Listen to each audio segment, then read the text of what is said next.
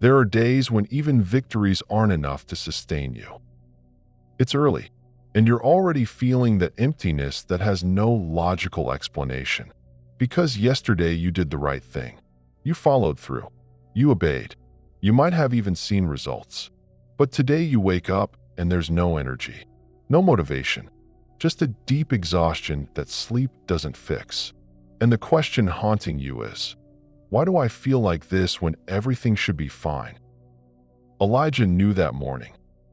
He had just experienced one of the most powerful moments of his ministry. On Mount Carmel, he challenged 450 prophets of Baal. He built an altar. He prayed, and fire fell from heaven. The people fell on their faces and cried out, "The Lord, He is God. The Lord, He is God." It was a total triumph, an undeniable victory. And after that, Elijah ran ahead of the king's chariot for miles, filled with supernatural energy. But the next day, Jezebel sent a message, "I'm going to kill you." And Elijah, who had just faced 450 prophets, who had just seen fire fall from heaven, fled. He ran to the wilderness. He sat under a juniper tree, and he asked God to take his life. "It is enough now, Lord. Take my life." If you've ever felt empty after a victory, subscribe for daily guidance. This morning prayer is not to deny the exhaustion. It's to bring it to God without shame, because there's a kind of tiredness that isn't physical. It's emotional, it's spiritual, and it doesn't resolve with more effort. It resolves with rest, with pause, with the honesty of saying, "I can't do this anymore." And that honesty isn't a lack of faith. It's wisdom, because God doesn't expect you to fake strength you don't have. Job reached this point. After losing everything, in the middle of his suffering, he said something heartbreaking. "May the day perish on which I was born, and the night in which it was said, a male child is conceived." That's not the declaration of someone pretending to be fine. It's the cry of someone who reached the limit. And God didn't reject him for it.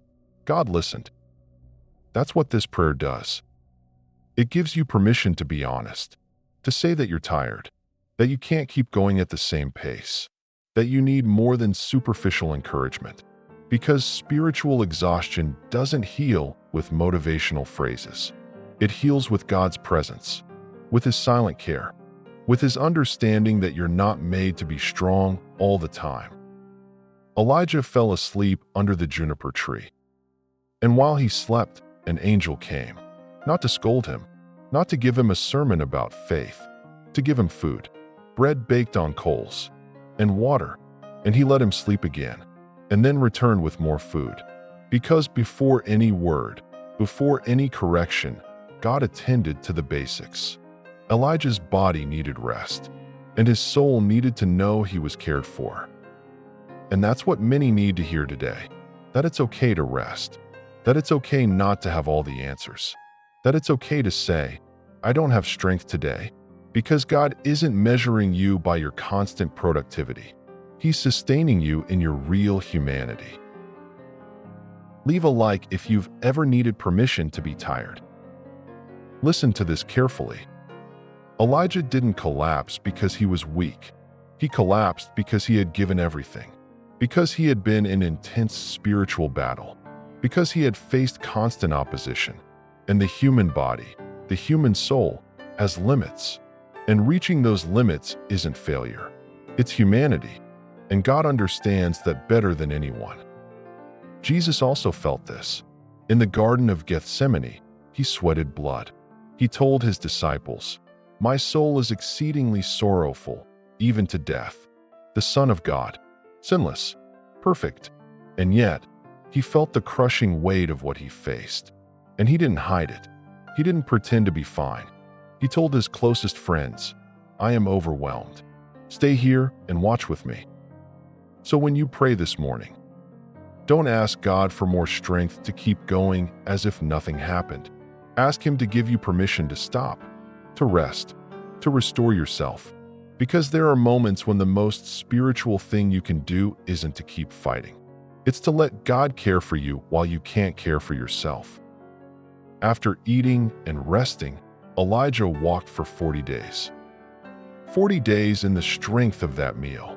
He walked to Mount Horeb, and there he entered a cave and spent the night. And the word of the Lord came to him. "What are you doing here, Elijah?" And Elijah told him everything. "I have been very zealous for the Lord. The children of Israel have forsaken your covenant. They have torn down your altars. They have killed your prophets, and I alone am left, and they seek to take my life." And God didn't correct him for feeling alone. He didn't tell him he was exaggerating. He showed him something. He said, "Go out and stand on the mountain before me." And a great strong wind passed, tearing into the mountains. But God was not in the wind. And after the wind, an earthquake. But God was not in the earthquake. And after the earthquake, fire. But God was not in the fire. And after all that, a still small voice. And there was God. Share this video with someone who needs to hear God's gentle voice today. That image is powerful. Because when you're exhausted, you expect God to come with something dramatic. Something that shakes everything. Something that changes everything immediately. But often, God comes in the gentle, in the small, in the whisper that you can only hear when everything else quiets down. And if you're waiting for fire and wind, you're going to miss the whisper. David wrote about this.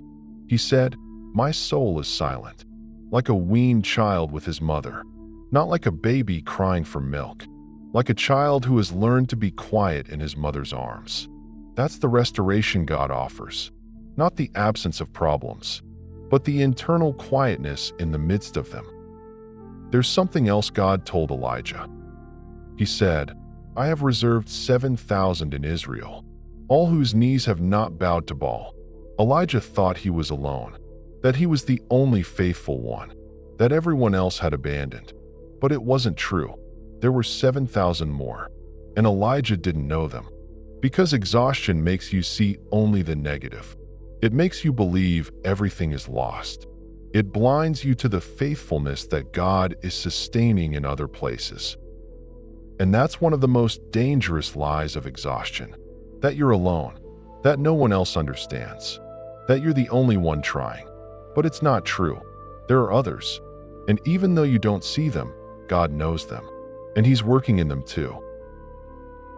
Turn on notifications so you don't miss any prayer in this series. Paul also talked about this. In one of his letters, he wrote, "Let us not grow weary while doing good, for in due season we shall reap if we do not lose heart." He knew the tiredness was real, that there were moments where continuing seemed impossible, but he also knew that the tiredness wasn't the end, that there was a harvest waiting, but that to reach it, you had to go through the season where everything seemed pointless. And sometimes, the hardest thing isn't doing great things. It's continuing to do what's right when you don't see results, when no one encourages you, when everything in you wants to quit. And that's where God's restoration matters most. Because He doesn't give you strength to be a hero. He gives you strength to take one more step, and another, and another. Jesus told His disciples something important. Come aside by yourselves to a deserted place and rest a while. It wasn't a casual suggestion. It was a command. Because Jesus knew that constant ministry, constant service, constant demand exhausts. And that if you don't rest, you're going to break. And a broken servant can't serve well. Not because they don't want to, but because they can't. So today, if you feel empty, don't see it as spiritual failure. It might simply be that you've given a lot, that you've carried a lot, and that your soul needs restoration.